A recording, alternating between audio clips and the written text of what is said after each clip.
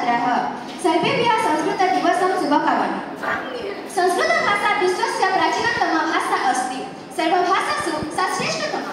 सा अतीव सरला सरसा सुबोधा च। संस्कृतभाषा देवभाषा इति मन्यते। सर्वभाषाणां सा श्रेष्ठतमा। भारते प्रतिवर्षे श्रावणी पूर्णिमा अवसरे संस्कृतदिवसं निर्मन्ति। श्रावणी पूर्णिमा अर्थात् रक्षाबन्धनं, ऋषीणां स्मरणं, पूजनं, समर्पणं दिवसं च मनयन्ति। 1969 तमे वर्षे भारते सर्वकारस्य शिक्षा मन्त्रालयस्य राज्यस्तरेषु केन्द्रस्तरेषु च संस्कृतदिवसं निर्मेतुं निर्देशः कृतः। ततः सम्पूर्ण भारते श्रावणी पूर्णिमा दिने संस्कृतदिवसं कुर्वन्ति।